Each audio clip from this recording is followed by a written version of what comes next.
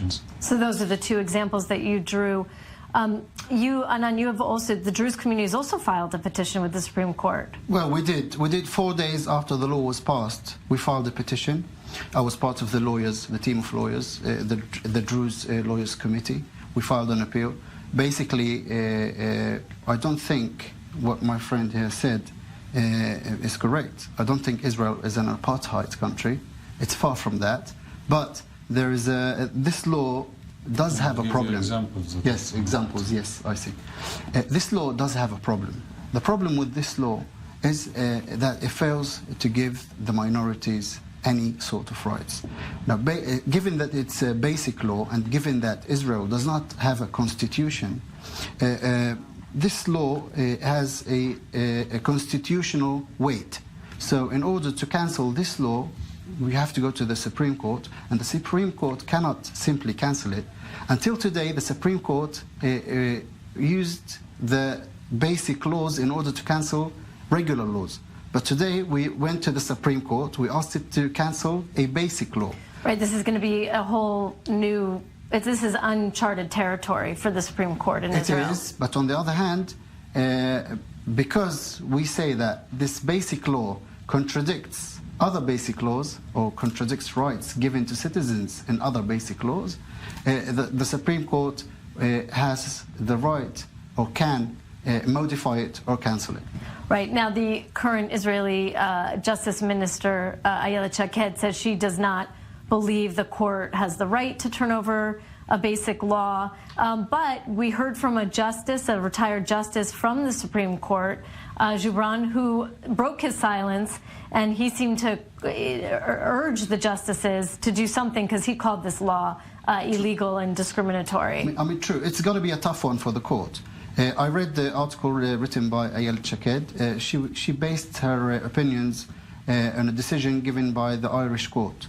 Now, we base our appeal on decisions and on other articles written in Israel and outside Israel. It's going to be, as I said, a tough one for the court, but we believe in what we have written, and we believe that the court will eventually either modify it or cancel it, and I think it's going to modify it because it has no right to cancel declarative sections of the law. I mean, the flag and the anthem and whatever. Rami, is there any of this law say that equality is already enshrined in a different basic law? And so it doesn't necessarily have to be in this law. Anan, what do you say to that? Well, I say there's a legal constitutional crash, I would call it that way, because the Israeli law states that a later law prevails over another law. Now, taking into account that it's a basic law, that means the other laws in Israel, the current laws, have to be interpreted according to this law.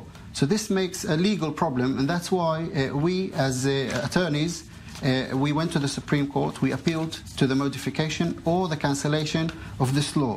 Now, us as a Druze community, we say that if they took the Declaration of Independence and put it as a law, as a basic law, we don't have a problem with that, because the Declaration of Independence takes care of all the rights, all the minority rights. It has all the issues around this. But this law, in its current form, we have a problem with it, especially with the Section 1, subsection C, and Section 7. Now, the other sections in the law are of a declarative nature. We don't have a problem that the anthem is such and such. We don't have a problem that the flag of Israel is such and such. Right, you don't have with those parts of the law. Anan, I want to ask you that if there is no change to this law, do you think this is going to create a permanent or deep rift between the Israelis and Druze and the Israeli Arabs? I think eventually, at the end of the day, the regular people live together peacefully. They don't have a problem with each other.